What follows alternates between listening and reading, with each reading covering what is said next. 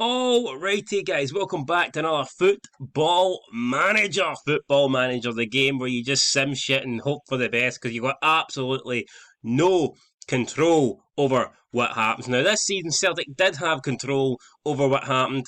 They had a chance to win 10 in a row. It was in their destiny, and you know what? They went and fucked it all up. It was in their own hands and they went, nah, we don't want it, Rangers, you can have 55. So a couple weeks ago, I did an experiment with Steve Clarke to see if he could win 10 in a row for Celtic, and he couldn't. He couldn't get the job done. So now I thought, well, let's see if Gerrard can win 10 in a row for Rangers, albeit it's going to be slightly harder to do because he's got another 9 seasons he needs to win rather than just one. But I thought, you know what, we'll go with it. We'll do an experiment. It's Football Manager. That's what it's there for, to experiment with. So we're going to do that. We're going to do Gerrard to get 10 in a row. Now I thought, since Rangers have won the league comfortably this season, we'll sim the first season and we'll have Rangers start on 1 because they've won it already. They're on 55, you know what I mean? So there's no point starting the 2020-2021 season to see if Rangers can do it. So I simulated it, Celtic won. I simulated it again, Celtic won. I simulated this Football Manager season an unhealthy amount of times, and Celtic kept winning and winning and winning. I am surprised I did not die of old age by the time Rangers actually won the league, but finally, after about 27 attempts, Rangers did win the league. They recorded title 55. And now we're going to see, guys, can they go on? Can they make it 2 in a row? Can they make it 3 in a row? Can they make it 4, 5, 6, 7, 8, 9? And then do something that Celtic couldn't do, and that is get to the magic number 10. We are going to find out. But first of all, let's look at the first season and see how Rangers got on. So there you go. Rangers then won the league with 88 points, 28 games won out of the 38, 4 draws and 6 defeats. It's actually, 6 defeats is quite a lot. You wouldn't have thought you'd have won the league with 66 defeats. Goal difference was also 10 less than Celtic, but in the end, they did win the league by 2 points, defeating Celtic, and that is how they claimed 55 in a row. Now, in terms of players, albeit they didn't really bring anybody in, they did not sell anyone major either. They did loan out Stephen Davis and Jack Simpson and Jermaine Defoe, which is a bit strange. End of the season, in January even they let Jamie Murphy go, and then at the end of the season they let Jack Simpson go for $500,000 to Hibernian. But in terms of first team players, absolutely nobody left the club. So they've still got a strong team. They've still got their full strength team going into this season too. So I think they've got a very good chance of retaining the title, especially if they strengthen the squad. And that is what we'll be looking out for, guys. So let's go into season 2. Let's simulate this and see how the Rangers get on. Okay, guys, so here we can see the following season. Then Rangers have made a couple of transfers, bringing in Martin Linz, Nemadi Overboer, and Dan Glazer, who sounds like the Man United owner, for 1.6 million, possibly rising to 2.2. Haven't really made the greatest additions to the squad there. But again, on the positive side, they haven't really got rid of anyone. Jordan Jones has went to Genoa. Jermaine Defoe's been loaned out, as has Scott Wright. So, again, none of their key players have been loaned out. So, Rangers have had a pretty good job there of retaining the squad that they had. Now, the big question is, guys, is it going to be enough to win their second league title in a row? Can they retain their title and make a push for 3 and then try and get 4, 5, 6, 7, 8, 9 and 10? Or does it end after 55? Can Celtic bounce straight back and win the league? Let's find out. Wow, there you go, man. What a terrible attempt at defending the title that was. 79 points Rangers scored. There's even some dog barking outside. He's that disgusted of Rangers title defence that the dugout side's going absolutely mental. I don't know what's happened there, but 79 points, simply not good enough. 16 points behind Celtic there, and Rangers making a really, really poor attempt of retaining their title. And what a lackluster fucking experiment, guys. We're trying to get 10 in a row. It took me about 10 bloody years to actually simulate Rangers winning the league, and then on the very next attempt, they've lost it to Celtic. I thought maybe they could build on the league win. The fact that they didn't get rid of any of their key players, they kept Morelos, Kent, I thought they were going to go on and have a strong season here. but it wasn't to be. So let's look at where it went wrong for Rangers. First of all, let's see what Celtic did in terms of transfers. Maybe Celtic brought in Cristiano Ronaldo and Messi. Okay, they didn't do that, but holy shit. Celtic there, obviously, that is unreal. I've never seen Celtic spend 35 million. It's very weird to see them spend that amount. It's not as if they sold more than 35 million, but I mean, they brought in Mo Besic, Christian Mania, Sebastian Filler, Texeria, Jesus Christ, Gilbert. There's a long list of players here. They've even brought in someone that's coming up to, close to 12.5 million. Joris Gunangon from Sevilla. So you can kind of see straight away here how Celtic won the league. They must have panicked after the 10 in a row ended. Rangers obviously winning 55 and Celtic have splashed out the cash. Will this happen in real life though? I doubt it. In terms of who left Celtic, Edouard, he went to Juventus. Then Cham went to West Brom. Lee Griffiths went to Bournemouth. Near Bitten went to St Gallen. Marion Shed went to Dynamo, and that was pretty much it. But yeah, Celtic doing big deals here, and it kind of makes sense as to why they ended up winning the league. Now let's look at the fixtures here. Celtic then obviously made big signings, and Rangers didn't. Rangers kept the squad that they had, and in the end, it looks like it wasn't enough for them to win the league. But let's look at the fixtures. Let's see where it went wrong throughout the season for Rangers. So, Champions League, they got knocked out by Apoli. That wasn't good. They did get Shamrock Rovers in the Europa League playoff, and they managed to get through that.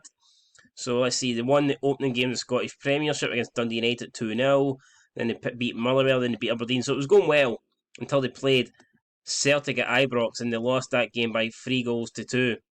Joe Aribo scored late on, but still couldn't deny Celtic coming away for 3 points. So they lost the first Old Firm game.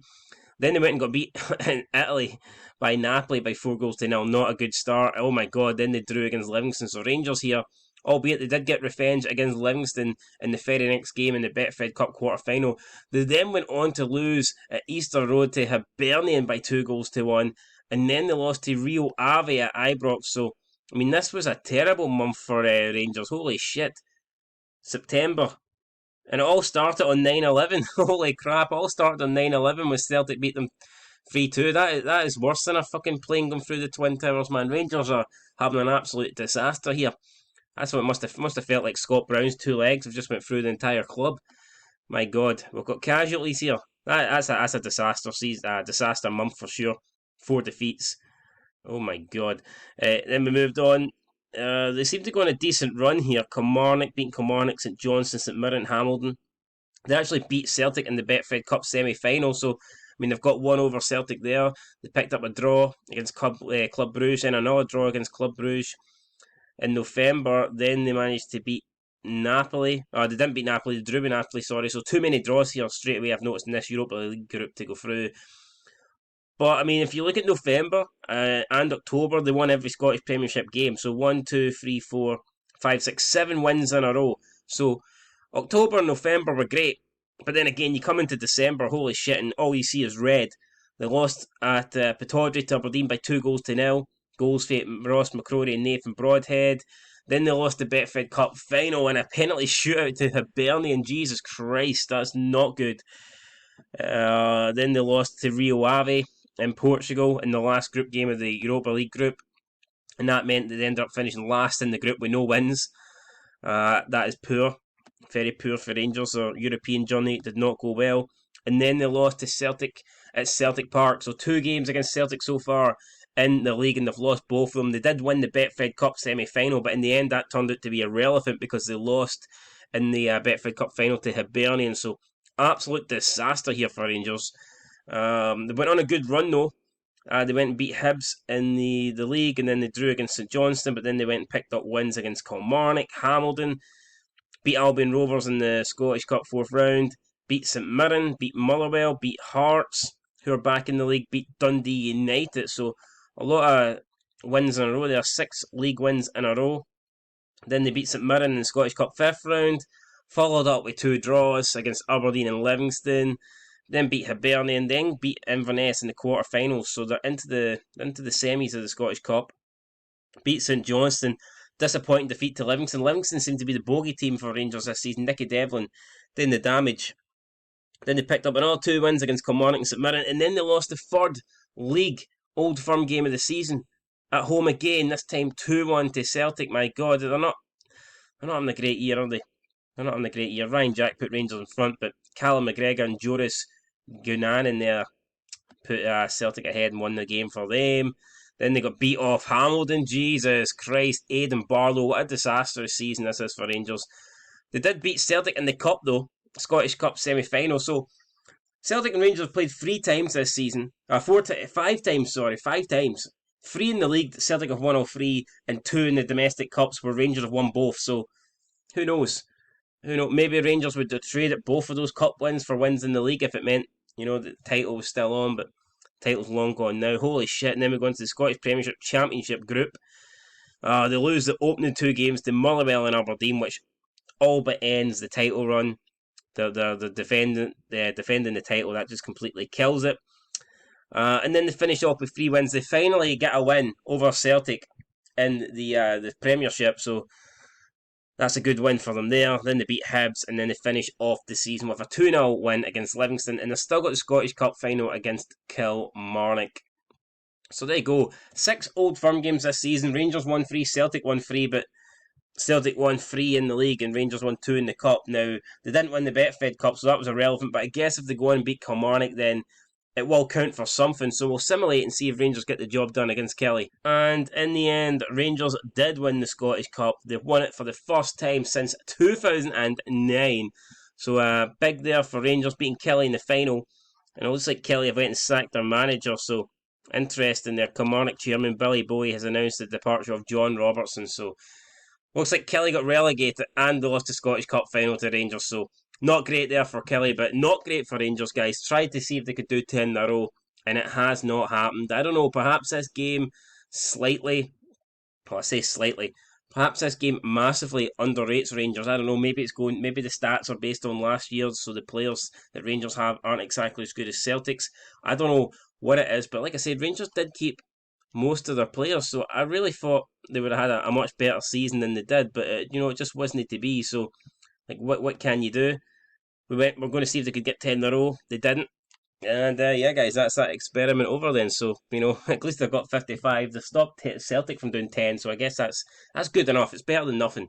But Rangers could only do the 1 league title, and it's a season that I had to simulate about fucking 28 times for them to do it. So there you go, guys. That is it. Rangers can't do 10 in a row. Celtic couldn't do 10 in a row. Nobody can do 10 in a row. Maybe Hearts will do it next year, in the next decade when we get back to the Premiership. Anyway, guys, that is it. If you want any more Football Manager Fids, leave a comment down below. Make sure you like and subscribe. And until next time, peace.